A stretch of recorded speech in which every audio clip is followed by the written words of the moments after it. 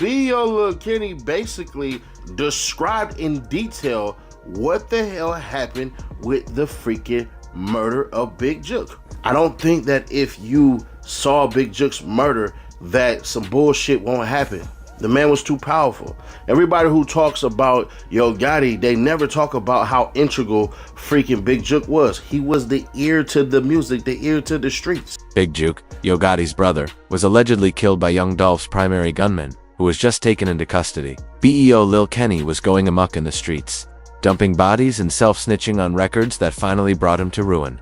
Behind the glitzy facade of the Memphis rap scene, we're going to uncover the startling reality about what ultimately drove him down, which is darker than anyone could have predicted. Hey, how are you, family? We're going to delve deeply into some authentic street drama that has Memphis ablaze and been rocking the hip-hop scene. Let me keep it 100 with you all now before we embark on this crazy journey. Social media has been ablaze with rumors that BO Lil Kenny was hauled out of the bushes by the DEA. However, we are going to distinguish between the real and the fake, the fact and the fiction. Hold on a minute, before you all assume that this was just another traffic stop gone awry. For months there had been rumors in the streets that Kenny had Big Jook's blood on his hands. This is when things get very hot though. In his own music, this idiot has been essentially confessing to the crime. Check it out. Then, on Groundhog Day, Kenny is seen being hauled out of the bushes like a groundhog in the widely shared video. Take a look at that. They urged him to return. He's going to be bitten. Man, that is insane. As law officials dragged this individual out of his hiding place, you could hear someone mumbling something in the background. Everybody pregnant.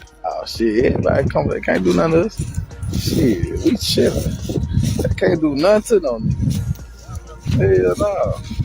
We now understand that being pursued by the federal government is serious business. However, Kenny's case was unique, since there has been a persistent allegation for months that he was the person who set off Big Jook's murder. Despite being 5 feet 3 inches and weighing 120 pounds, the man seemed to have a lion's heart when it came to working hard. Kenneth Mason, the government name of BO Lil Kenny, was charged with a number of offenses, including reckless driving, illegal window tinting, possession of a controlled narcotic, and purposeful evasion of arrest in a vehicle. According to the booking documents, however, this is where the story goes beyond a few traffic infractions. The worst part, though, was that Kenny felt completely at ease in those bushes. He even said, "I was comfortable as underscore in them bushes." In a later Facebook post, "I had to be dragged out. We were going to wait for me to give up till timber arrived." The law would not allow this man to wait it out till the situation was resolved. This is where things become fascinating though. This man Kenny has been lying about himself more than a child stealing cookies. 5 police sources have confirmed with Fox 13 that the person killed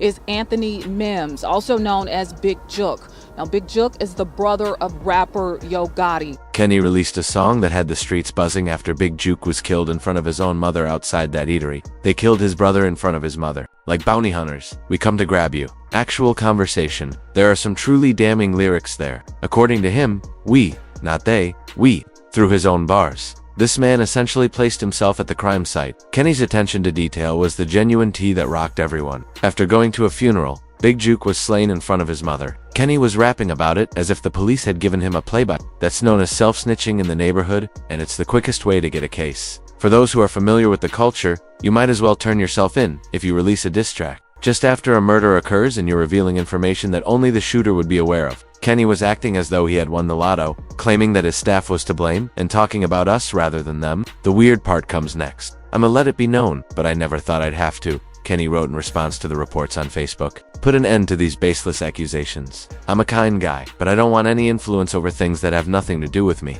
My boy, too little too late." The harm had already been done. Let's now discuss the origin of this whole horrible disaster. Young Dolph and Yo Gotti's feud was more than just a rap feud. This was street politics with a long history dating back more than 10 years. A gunshot outside a Level 2 nightclub over Thanksgiving weekend in 2010 marked the beginning of it all. 6 people were shot as a result of an altercation between Yo Gotti and OG Boo Dirty, who was associated with Young Dolph's crew. There was no Twitter feud here. In parking lots, actual bullets were flying. The absurd thing is that Corey was among the people detained with Yo Gotti, the same Corey McClendon who would go on to face charges in connection with the 2017 Hollywood murder attempt on Young Dolph. That demonstrates the depth of this beef. After more than 7 years on the front lines, these same men are still working to crush the opposition. This is when things get very hot though. In fact, when Gucci Mane made his feud with Yo Gotti public in 2012, Young Dolph was seated directly next to him. Gucci believed that by releasing a mixtape on the same day as Gucci's official release, Gotti was attempting to capitalize on his success. Years later, the alliance would be fatal. and young Dolph was there to witness the contempt. Over time, there were several attempts on young Dolph's life as the feud intensified. His automobile was shot up more than 100 times in Charlotte in 2017. The feds traced that shooting back to Corey McClendon at Yo Gotti's camp. This was no longer merely a rap feud. It was a full-scale conflict. Big Juke's involvement in the murder of young Dolph. However, the murder of young Dolph in November 2021 wasn't a random incident. There have been rumors circulating on the streets that Big Juke put a serious bag on Dolph's head. We are discussing Yo Gotti's brother, who served as the CMG Empire's muscle and ear to the streets. Rap rivalry isn't the only thing at stake now. In Memphis, this is about respect, power, and territory. Big Juke was more than just the brother of Yo Gotti. While Gotti was in charge of the music industry, he was the enforcer and in charge of the street business. Big Juke made the decision that would ultimately result in his death as young Dolph continued to endanger their empire and disrespect the family name. Let me clarify for those of you who may not be familiar with street politics. If you place a bounty on someone's head and they have devoted soldiers, you are effectively signing your own death sentence. Real ones were on young Dolph's side, and they had no intention of allowing his murder to go unpunished. Before the police learned about Big Juke's participation, the streets did. Retaliation is unavoidable when you're in charge of eliminating a well-liked character like young Dolph, because word gets around Memphis quickly. Big Juke was aware of this, but he took a choice that would ultimately lead to his demise, out of pride and devotion to his brother. Big Juke was the one making phone calls and organizing movements on the day of the murder. As was revealed during the trial of young Dolph's suspected killers, he was the primary target for vengeance because he was essentially the mastermind behind the entire scheme. January 13, 2024. Big Juke's chickens came home to roost on that day. The gunman caught him falling as he was exiting Perron's Eatery, an event venue on Winchester, close to Kirby, when death called. The man was most likely at ease in his own city.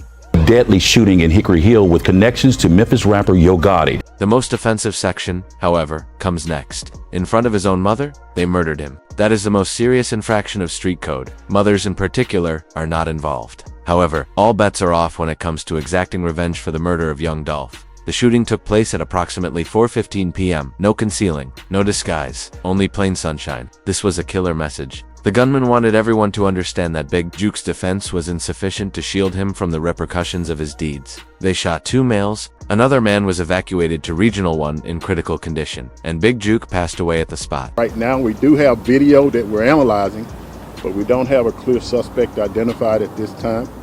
But we know that a weapon was used, a firearm was used in this incident.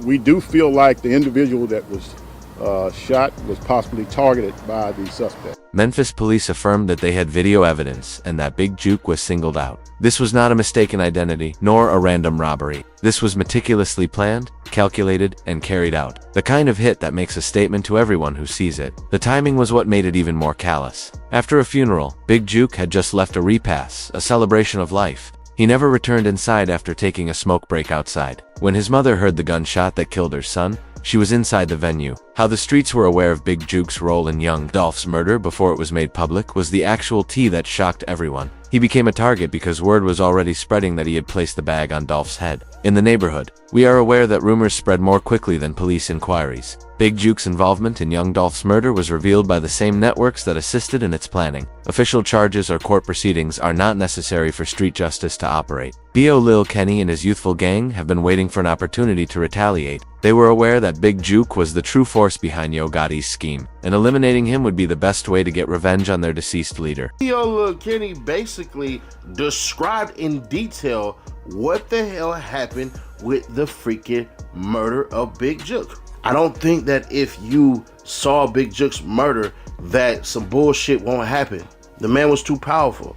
Everybody who talks about Yo Gotti, they never talk about how integral freaking Big Juke was. He was the ear to the music, the ear to the streets. What's crazy is that Kenny's own lyrics essentially validated what the public already understood. He provided information that only those involved would be aware of when he rapped about coming to grab someone like bounty hunters and doing it in front of his mother. Big Juke's legal issues. However, this is where the narrative becomes even more bizarre. Big Juke would most likely be incarcerated in a federal prison. Cell on murder charges for the death of young Dolph if he were still alive today. It was revealed during the accused shooter's trial that Big Juke had been questioned by authorities over his involvement. Time was borrowed by the man. In any case, Big Juke was in continuous contact with the gunman on the day, according to the Fed's phone records. If he hadn't been killed, young Dolph would have died. Eventually, the prosecution would have crafted a compelling case to imprison him for life. That's what makes living on the streets so crazy. Sometimes you can avoid spending the rest of your life behind bars by being killed. Given what was in store for him in the legal system, Big Juke's death may have been a mercy. Let's now discuss B.O. Lil Kenny's circumstances and prospects.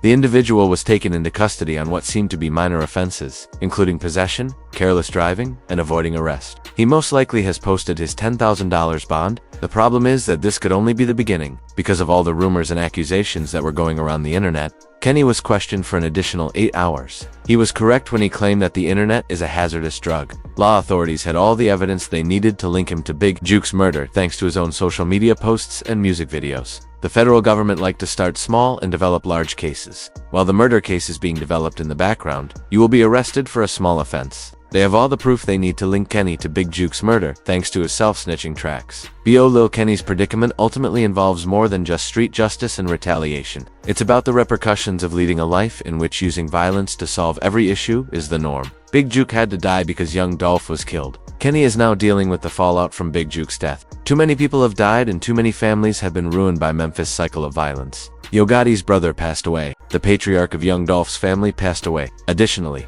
Kenny's family may potentially lose him to the criminal justice system. When does it end? That's the actual question. Before these workers understand that this path only leads to death or prison, how many more bodies must fall? Kenny may believe he got away with it, but both the streets and the federal government are keeping an eye on him. How do you feel about the circumstances surrounding B.O. Lil Kenny? Do you believe he will be exonerated of these charges? Or is this just the start of a more serious case? For more breaking news from the Memphis rap scene, subscribe and leave a comment.